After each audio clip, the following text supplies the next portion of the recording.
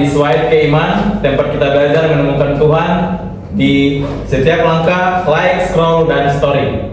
Hai semuanya, aku Ayu. Di sini aku bareng partner aku Femas. Kita hari ini bakal ngobrol-ngobrol santai tapi bermakna tentang bagaimana iman bisa tumbuh di tengah dunia digital. Ya, tema kita pada kali ini ialah pendampingan iman di tengah dunia swipe dan scroll. Topik yang jujur, dekat banget sama kehidupan kita sehari-hari. Ya benar banget kan Mas, kayak siapa sih anak muda sekarang ini yang nggak pernah scroll IG, TikTok gitu kan. Tapi mungkin di balik scroll itu bisa ada makna iman yang bisa kita ambil ya. Nah, sebelum kita makin seru, kita tidak berdua saja nih. Kita kedatangan tamu yang sangat luar biasa, yaitu Ya, nanti ada Pak Ansel sebagai dosen yang paham banget soal katekesi digital, dan Mas Arif, mahasiswa aktif sebagai content creator juga di TikTok. Nah, ini dia bintang tamu kita, ada Pak Ansel dan Mas Arif. Halo. Halo Pak Ansel, Mas Arif. Halo. Gimana nih kabarnya? Luar biasa. Sibuk mengajar, sibuk tugas. Iya, sibuk tugas kuliah seperti biasa. Banyak dari panjang tugasnya. Sibuk ngantuk.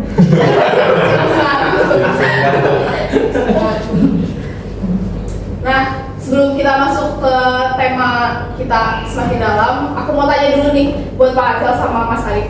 Mungkin media sosial apa sih yang akhir-akhir ini sering digunakan gitu lagi? Sering banget digunakan. Dari Mas Arif dulu deh. Ya.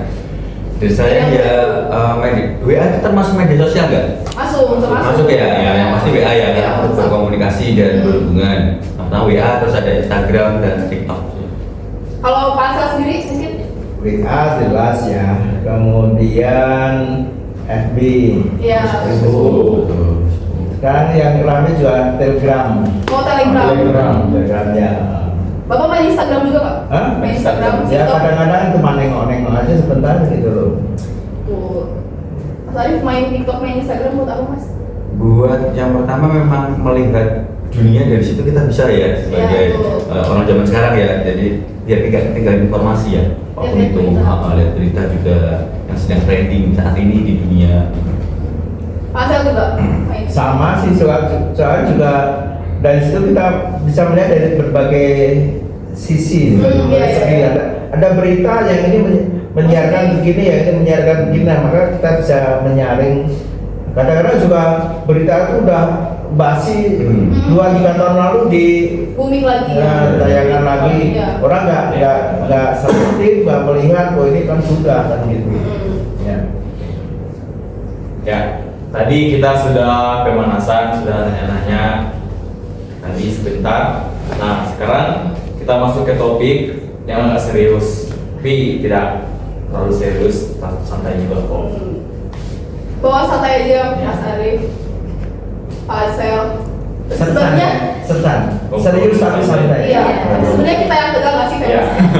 ngobrol-ngobrol Sama iya, ini. kamu salah ngomong Iya. gitu kan. Nah, kita masuk ke tema kita. Pertama, saya mau tanya dulu sama Pak Ansel ya. Menurut Bapak di tengah dunia digital yang serba cepat ini, apa sih tantangan terbesar Bapak untuk mendampingi iman? Ya pertama kan sekarang ini anak muda ya, bukan hanya kan anak muda, tapi kita semua itu nggak bisa lepas dari HP. dunia digital ya. Dari bangun tidur sampai tidur lagi, bahkan kadang-kadang Tuhan dilupakan demi sana digital kan begitu ya. Mau tidur nggak ingat Tuhan ya, yang ingatnya HP. Bangun tidur juga bukannya HP dulu, doanya nanti. Kelamaan buka HP, udah harus waktu berangkat kerja. Nah, jadi kadang-kadang sampai itu dilupakan. Dan di saat seperti ini maka orang betul bahwa dengan dunia digital ini kan orang maunya cepat, serba cepat, pengen instan, tapi juga rapuh. Iman bisa rapuh. Tadi saya sudah berikan contoh, kita lupa berdoa, kita lupa bahkan sampai kegiatan yang rutin, bahkan sampai ke gereja pun ditunda-tunda. Nanti aja. ini lagi ada yang suka nonton bola. Susah kayak Pak. Nonton bolanya lagi bagus Ya. atau karena nonton bolanya malam pagi bangunnya kesiangan. Betul. Sehingga banyak yang jadi orang ini kaum bangsawan, bangsa bangun siang, bangsa taniawan. Bisa banget sih. Ya, jadi serba cepat, serba instan, tapi juga rapuh. Nah, tapi itu kita nggak bisa membuang itu. Kita nggak bisa menyingkirkan HP dari tangan kita. Justru dengan HP, dengan alat-alat komunikasi itu kita isi iman ini dengan itu. Jadi apa ya? Kita sudah tahu bahwa dengan media itu kita bisa rapuh. Tapi justru dengan melihat ada kerapuhan di situ, itu menjadi tantangan bagi kita. Kita harus sadar, harus bisa membatasi waktu, harus bisa bagi waktu. Kapan kita harus membuka HP, kapan harus ini ya, sehingga kita tidak dikuasai oleh dunia digital, tapi justru kita bisa menguasai. Bahayanya ketika kita sudah dikuasai, kita nggak bisa keluar. Kalau udah nggak bisa keluar ya sudah, Tuhan dilupakan, bahkan sampai yang berkeluarga anak istri dilupakan. Bagi mahasiswa mungkin tugas dilupakan, karena kita dikuasai. Tapi bagaimana kita bisa menguasai setelah kita melihat kerapuhan di situ, kita menjadi kekuatan bagi kita. Itu kita membalik begitu ya, membalikkan. Ya. Kalau misalnya dari Mas Arif sendiri nih kan tadi Pak Ansel kan udah bilang sebagai anak muda mungkin seringan main HP, terus lupa berdoa, lupa makan, lupa semuanya ya. Kalau Mas Arif sendiri mungkin ada pengalaman yang kayak gitu sampai lupa?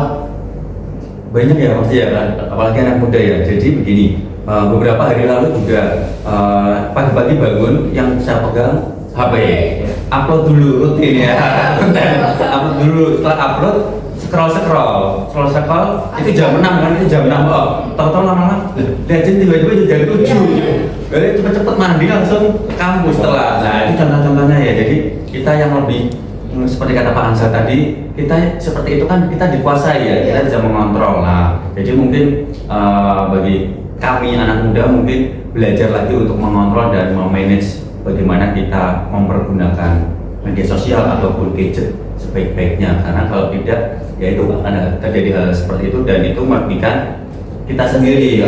Generasi TikTok biasanya disebut gitu ya, sekolah tahu-tahu udah 2 jam 3 jam daripada itu kan bisa untuk buat tugas ya 2 jam 3 jam daripada sekolah. Iya, daripada sekolah. Gitu sih. Nah, jadi intinya dunia digital bisa bikin goyang, tetapi juga bisa jadi alat Tuhan gitu ya Pak? Ya. Nah, kalau tadi kan kita udah bahas tantangannya dari pendampingan iman lewat media sosial. Mungkin sekarang kita bisa nyari sisi terangnya ya. Karena kan nggak semuanya kita scroll di TikTok itu negatif ya. Mungkin ada hal positif di situ, mungkin Tuhan lagi nyapa kita kan secara nggak langsung.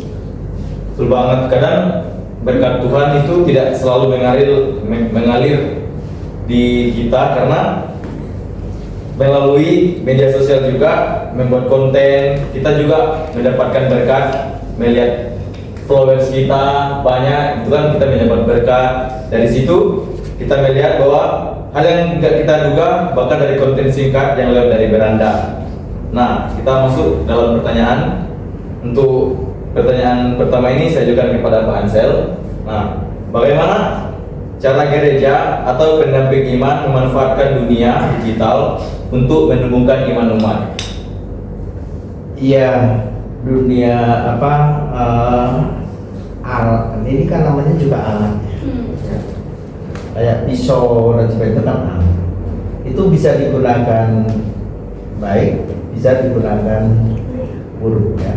Pisau bisa dipakai untuk masak, menyiapkan makanan, tapi bisa pada menusuk orang. Nah, sama ini juga bisa dipakai untuk mempersatukan, bisa dipakai untuk memecah belah, bisa dipakai untuk memperkuat iman, ya, memperdalam iman, bisa dipakai untuk mendangkalkan iman. tinggal dari mana kita mau mengisi dan bagaimana kita mau mengambil. Siapa yang mengisi dan siapa yang mengambil. Misalnya Mas Arif suka mengupload, mengisi toh. Nah, tapi kalau dalam diri saya sudah punya sikap untuk menolak, untuk tidak suka dan sebagainya, ya apapun yang diberikan saya kasih dislike, nggak suka, walaupun isinya bagus. Nah, bagi yang suka, ya tentu apapun yang di-upload itu dikasih like. Tergantung ya. Jadi tergantung orang yang mengupload dan orang yang menerima, ya, yang menerima. Nah, maka dari sini buat yang main di sini, buat kreator dan sebagainya, cobalah isi yang baik-baik, walaupun mungkin ditolak, walaupun mungkin tidak disukai, walaupun mungkin di dislike, ya, tapi tetap memberikan yang terbaik. Isilah konten-konten yang baik. Soal disukai atau tidak disukai, ya, itu terserah Anda. Tapi kita harus memberikan yang terbaik. Karena gereja juga mengajarkan begitu, bahwa kita harus memberikan yang terbaik. Kebaikan mungkin tidak selalu diterima dengan baik. Kebaikan kadang-kadang ditolak, kadang-kadang membuat kita sakit hati. Ya, kadang-kadang di komen yang kita udah memberikan yang bagus-bagus, dikasih komen yang jelek, yang menyakitkan. Mengalami ya? Waduh. Sering ya Pak? Iya. Nggak sering, pernah. Maka tetap aja kita memberikan yang terbaik, ya. Kita sebagai anggota gereja, kita memberikan yang terbaik sesuai dengan iman kita, ya. Walaupun suara-suara di sana mungkin sumbang karena memang nggak suka, ya. Ini bagi yang membuat konten yang kreator, ya. Nah, kemudian bagi yang suka menikmati itu, ya, jangan mudah begitu saja percaya, jangan mudah begitu saja menerima. Kita harus cek dulu, ya. Ini pertama kita lihat yang membuat konten ini siapa. Apakah dia punya kapasitas dalam bidang itu atau tidak? Atau justru dia punya kapasitas tapi kapasitasnya adalah menyerang. Ada orang pinter yang misalnya dia mau menyerang iman Katolik, ya, dengan membeberkan fakta-fakta bla bla bla, karena dia pinter mencari ayat-ayat kitab suci yang tujuannya adalah untuk menggoyahkan iman pendengar, memang dia pinter. Maka di sini kita melihat siapa yang memberikan. Bener, tapi kalau yang memberikan setia pasti ada maksud yang besar. Maka dari si pembuat konten membuat yang terbaik, sekarang bagi kita anggota gereja yang melihat, menerima konten-konten itu, kita juga harus selektif, harus dewasa, tidak mudah diprovokasi, tidak mudah dipecah belah, tidak mudah iman kita didangkalkan. Nah, karena kadang-kadang si membuat konten itu mau menjatuhkan iman kita, mau memutar balikkan fakta. Maka kita harus juga, kalau melihat ada sesuatu yang mungkin mengganggu iman kita, mengganjal iman kita, oh dia buat konten begitu ya.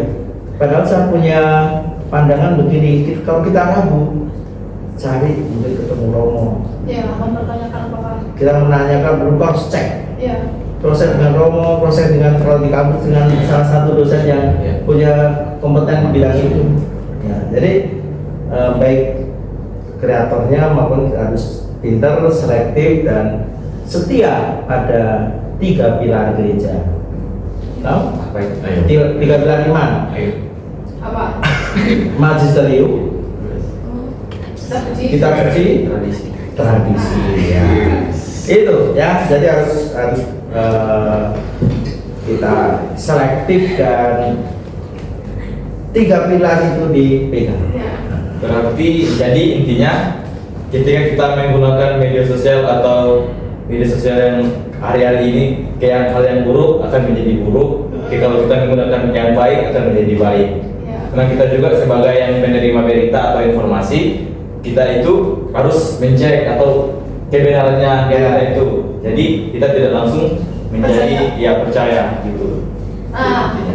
kalau Mas Arif sendiri kan di sini dikenalnya sebagai yang mengisi konten Ya. kan. Nah, kalau Mas Arif sendiri ini dapat ilmu-ilmunya itu dari mana sih? Kayak bisa dipercaya nggak ya sebenarnya? Ya. Menurut Mas Arif? Saya tahu hanya Perlu dipertanyakan ya. Jadi teman-teman, kalau misalkan kita membuat konten ya, memang dasarnya memang harus punya basic dulu ya, basic ilmu, basic kompetensi yang dikatakan Pak Ansal tadi. Karena kalau tidak punya, saya pribadi nggak bakalan berani membuat konten. Karena apa? Karena bakalan banyak yang diserang ya. Iya. Kamu gini, bagaimana kok bisa ini kok kontennya gini ya? Karena itu saya memang ada kompetensi di situ dan pengalaman ada dari beberapa udah 16 tahun berkecimpung di dunia bidang itu. Nah, oleh karena itu saya memberanikan diri untuk membuat konten. Makanya misalkan kemarin-kemarin pun sempat ada pertanyaan di komentar, ya saya jawab sebisa saya ya. Banyak sekali komentar-komentar yang nggak setuju, tapi saya punya dasar, punya ilmu, ada sumbernya juga dari Alkitab, buku dan macam-macam. Nah, oleh karena itu seperti yang dikatakan Pak Ansal, memang seorang kreator harus melakukan yang terbaik. Nah, ada kompetensinya, kredibel juga. Nah, seperti itu memang harus kami sebagai kreator jadi basic lah ya. Iya. Ini selain memberikan, Mas Arif pernah mengikuti pendampingan iman itu secara online mungkin? Pendampingan online itu Mungkin kayak lewat Zoom gitu. atau Ada ini di mana, Mas Arifnya di mana? pernah juga. Memang kalau seperti itu PR-nya memang dilakukan secara berkesinambungan ya, karena kalau pendampingan berhenti cuma lewat Zoom aja, Cuma mendengarkan doang. mendengarkan kurang mendalam, memang harus ada misalkan sesi tanya jawab, itu kan juga termasuk cara untuk mendekatkan lebih mendalam, seperti itu. Dan juga di dalam menanggapi dari Pak Ansal juga ya, untuk orang-orang di luar sana yang gampang menerima, nah itu kebanyakan bukan menjudge ya, tapi banyak orang yang orang-orang dewasa yang memang nggak ada kerjaan atau apa, itu biasanya emak-emak lah biasanya.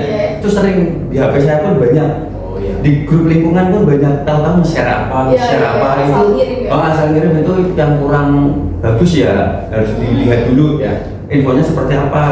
Banyak sekali itu info-info yang salah yang sering-sering di-share. Misalkan teman-teman pasti pernah mendengar rangkaian doa, kamu kalau tidak meneruskan doa ini kamu akan mendapatkan malapetaka dan lain sebagainya. Nah, contoh-contoh hal seperti itu tuh, ini gimana sih ini konsepnya ini?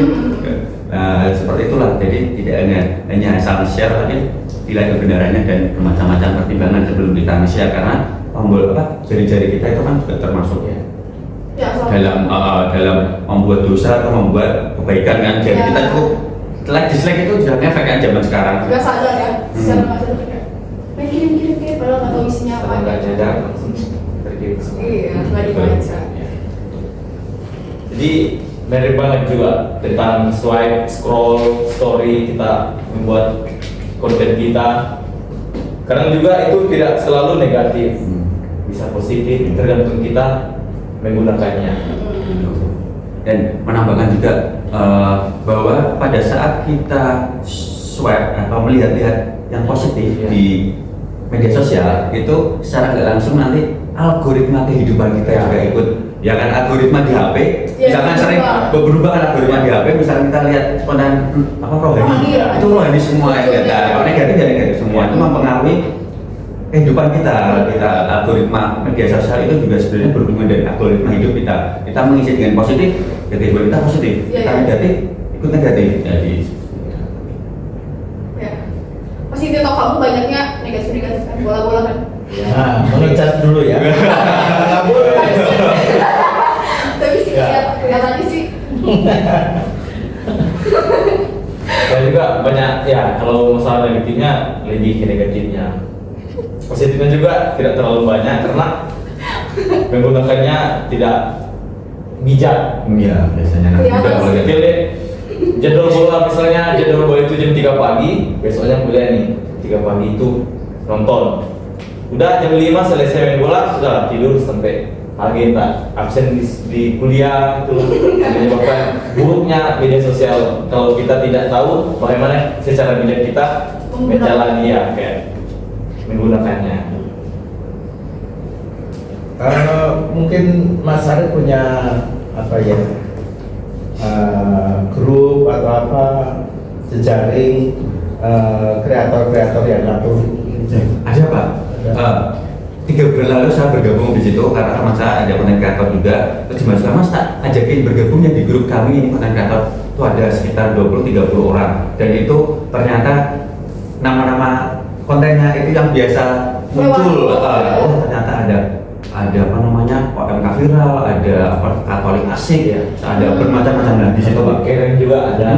Jadi di situ pembahasannya kadang kita konten kreator saling mau memberikan info. Teman-teman ini di gereja ini parokiku ada ini loh. Siapa tahu ada yang mau liput atau bagaimana. Nah, yang sedang trending ini besok acara orang muda di KAJ di Kuspanan Jakarta itu ada. Dan itu dari Kuspanan Jakarta bekerjasama dengan konten-konten kreator itu kalau mau diundang nanti mereka mendapatkan apa, terus juga diliput. Nah seperti itu. Jadi ada sih Pak grupnya. Jadi mereka juga kebanyakan anak muda Pak. Jadi mereka lebih pewartaan itu lebih nyata di zaman sekarang. Tapi Apakah ada pembinaan mungkin Nah, dari itu. Uskupan atau dari KWI yang mendampingi mereka ini? nah itu yang mungkin di situ pun sebenarnya ada anggota konten kreator yang seorang suster, ada yang RD juga Romo kan. Tapi sepertinya bagus nih Pak. Harus ada tim khusus atau pendampingan yang tetap mengarahkan. Karena memang di zaman sekarang ini teman-teman banyak sekali influencer konten kreator yang orientasinya sudah duit. Betul. Memang menghasilkan follower, menghasilkan rezeki dari situ itu yang kadang harus perlu tetap arahkan. Karena selisihnya sedikit Pak antara kita pelayanan dan kewartaan dan apa itu penghasilan. Jadi istilahnya ada yang menjual iman. Nah, itu Pak, betul. Menjual yang harusnya ini tidak sesuai dengan iman, tapi karena supaya cari cuan, nah, ya diplesetan sedikit. Gitu. Betul Pak. Dan juga ada saya lihat konten juga di Instagram ada seorang frater dari luar negeri. Dia protes ya, mengkritisi para influencer zaman sekarang. Kata-katanya tuh yang kalian wartakan sebenarnya diri kalian atau Yesus. Iya kan?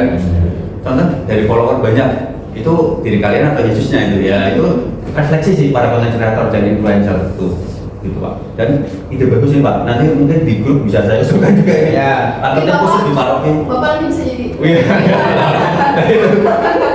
Bisa mendampingi. Iya.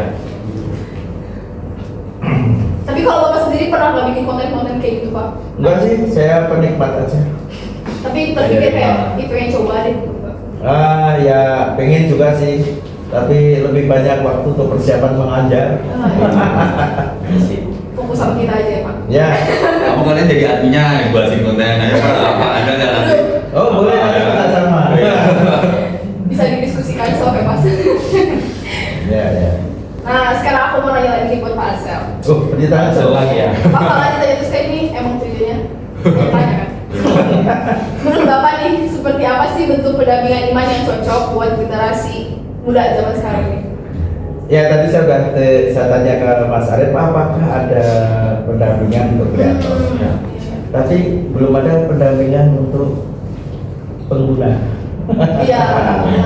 Penikmat atau ya berarti untuk kita ya, untuk kita warga gereja umat Katolik pada umumnya ya memang kiranya karena penggunanya kebanyakan adalah kaum muda, berarti cobalah kaum muda itu didampingi bagaimana menggunakan medsos yang baik, OMK, karena di setiap paroki itu pasti punya OMK. Kemudian di setiap paroki itu ada FIDB, ya, Formasur Iman Berjenjang Berkelanjutan. Nah, di FBB ini di setiap jenjang coba ditanamkan bagaimana menggunakan medsos yang baik. Ya. bagaimana bersikap kritis, ya, bagaimana kita mengolah emosi, ya, mengolah jari, ya, mainkan itu ya, dan tentu mengolah diri kita melalui konten-konten itu. Jadi pendampingan di UMK, pendampingan di FIBB. Mungkin biar kita juga sebagai anak muda nggak asal percaya apa konten-konten kayak Ya betul. bisa memilah ini kayaknya salah, Yang biar salah. didampingin gitu ya. Dan itu menurut saya sih urgent, mendesak gitu. Karena apa? Sekarang banyak, maaf ya, banyak yang meninggalkan gereja. Banyak yang karena konten-konten itu akhirnya lari Ya, ke gereja saya. lain, ya, tidak ke gereja lain. Karena di kita belum ditanamkan bagaimana mengolah atau mensikapi konten-konten dan menyaring mana yang benar, mana yang sesuai dengan iman kita, mana yang tidak. Sehingga yang dia tangkap hal yang sesuai dengan pemahaman dia, gitu. Sesuai dengan orang lain bagaimana, gitu. FOMO Ya. ikut-ikutan. Ya ikut-ikutan. Ya. Nah kan kalau Mas Arif ini kan udah sering konten, berarti kan udah sering nggak secara langsung udah mendampingi iman orang-orang. Kalau misalnya buat kayak kita nih Mas Arif ada saran dia kayak cara mendampingi iman mungkin kayak gimana? Media sosial. Lewat media sosial. Kan kalau Mas Kita Arif kan pemuda. lewat konten-konten ini kan udah biasa. Kalau misalnya kita nih pemula-pemula Ya, gini iya, kira-kira iya, bagaimana? gimana? Yang pertama dari keprihatinan yang ada dulu, apa masalah-masalah di sekitar kita yang ada, mungkin dari pelayan, mungkin Mas misalkan ya sepak bola ya, contoh ya, ada ke passion ke sepak bola ya. Nah terus yang diperlukan di dalam dunia sepak bola itu apa, misalkan di para fansnya ya, Fans. lebih ke teknik-teknik ataupun istilah-istilah sepak bola atau tips-tips agar bermain bola dengan baik lah. Dari keprihatinan seperti itu. Dulu juga saya seperti itu. Itu kan tentang lektor kan. Iya. Banyak di parti yang kurang bisa membaca dengan baik, masih kurang pelatihan membaca lah. Dari situ saya muncul, wah asik nih, ada konten edukasi yang mengajari mereka secara dasar. Jadi dari keprihatinan, dari masalah nanti akan timbul solusi. Iya. Nah seperti kita menyusun skripsi Ya. dari masalah apa dulu, Ya. nah itu nanti akan timbul solusi seperti itu. Kenapa? Konten-kontennya Mas Arif ini berguna banget sih buat aku. Apalagi kan aku lektor yang masih baru ya. Ya. Terus kayak kemarin belajar cara baca surat. Aku cari di Google kan cara baca surat yang baik dan benar. Muncul kontennya Mas Arif emang. Yes. Jadi kalian kalau misalnya mau cara baca lektor yang Lektor yang baik. cari Mas Lektor Mas dan Lektor. muncul mukanya ini. Di like, di support ya guys. Support. Terus kalau Bisa banget menurut gitu. Mas Arif dan Pak Azhar kayak kalau kita bikin story nih di Instagram, di Facebook, di TikTok kayak tentang ayat-ayat Alkitab itu udah termasuk pendampingan iman juga belum? Atau gimana? Kalau saya dulu ya Pak, saya dulu. Secara tidak langsung iya sih. Karena apa? Karena pada saat kita pendampingan iman secara tidak langsung, karena misalkan ya, ayo sedang galau, tiba-tiba scroll, Ya. tiba-tiba ada story atau ada konten tentang tulisan ayat kitab suci, bertekunlah di dalam doa, sabarlah dalam kesesakan. Aduh, kok sama kayak keadaan saat ini ya? Nah, secara nggak langsung jadi relate, jadi secara nggak langsung ya cocok logis sih ya kan gitu. Ternyata oh ya itu sama halnya dengan menemukan Tuhan secara tidak langsung lewat media Ya. sosial. Dari cara simpel seperti itu ternyata Gak sengaja kan ya? betul. Hingga secara nggak langsung juga ayat-ayat kitab suci yang kita suka bagikan misalnya di story bisa. Betul. Yang penting kan tadi yang di obrolan kita bersama, kita memberikan yang positif, yang terbaik. Jangan cuma hujatan kita lagi jengkel terus upload kata-kata kotor ya. Biasanya kan apalagi Iya, yang apalagi yang baper-baperan emosi. lagi emosi kan ya, itu nggak bagus. Lebih baik share ayat kitab suci, apa motivasi. Memang terkadang bagi orang-orang yang nggak ada butuhnya ya biasa aja, tetapi kalau ada teman-teman yang lain yang mungkin saat itu sedang lagi drop apa lihat kalian kata-kata seperti itu, Jadi betul. jadi ingat Tuhan ya. Nah, besar Jadi scroll langsung TikTok gitu. bermanfaat. Ingat berdoa itu. buat Pak Ansel? Apa tadi? Gimana? Kalau misalnya kita bikin story nih, misalnya di Instagram atau di WhatsApp, status WhatsApp gitu, kita ngasih ayat-ayat Alkitab, apakah itu udah jadi pendampingan iman juga secara sederhana atau gimana? Bisa iya, bisa tidak. Gimana penjelasannya? Iyanya karena yang pertama kadang-kadang orang kan juga tidak sempat baca kitab suci dan sebagainya. Kemudian melihat itu, oh ini seperti kata Mas Arif tadi, cocok sesuai. Bisa tidak karena maka tadi saya katakan bahwa harus hati-hati kita berikan kontennya. Jangan sampai yang diberikan itu bertolak belakang atau tidak sejalan dengan ajaran gereja. Apalagi tadi misalnya ketika misa itu bacaannya itu Romo mengkhotbahkan itu. Kalau sang konten mengatakan ya bacaannya sama tapi isinya beda, nanti malah membuat bingung. Iya. Bisa membuat bingung. Nah, maka tadi saya katakan bisa iya, bisa tidak. Nah, ketika sang kreator ini membuat konten yang menyesatkan dengan ayat yang sama, berarti dia tidak terbantu imannya, dia tidak mendapatkan masukan, bahkan justru imannya mulai goyah. Ya. Maka sekali lagi hati-hati dengan itu. Ya. Begitu jawaban saya. Jadi, jangan asal-asalan Ya. lah, ya kan? Ya.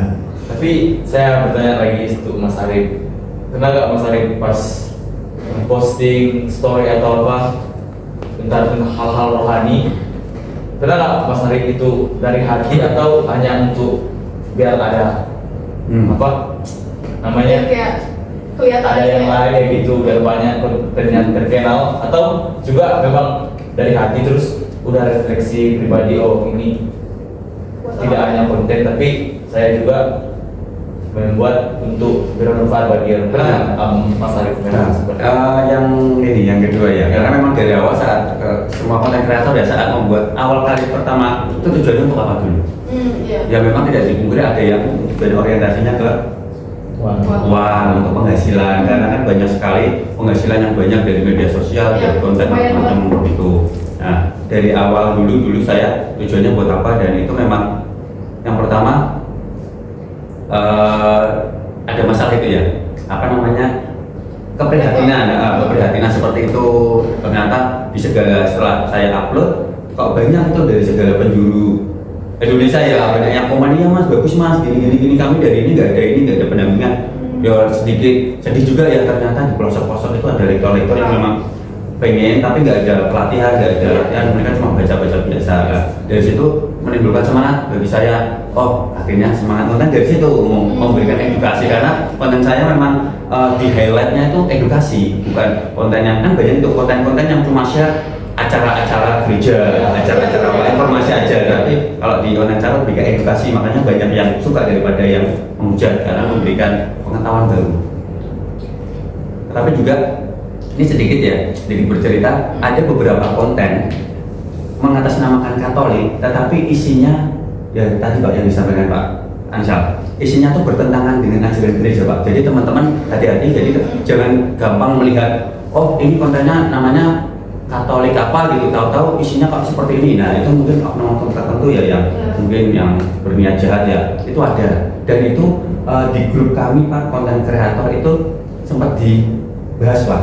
Itu unik sih, nanti untuk kontennya nanti dirahasiakan ya pokoknya. Itu ada, nanti kita bisa bahas lain kesempatan ya, karena bertentangan dengan gereja Katolik dan arah sih teman-teman itu.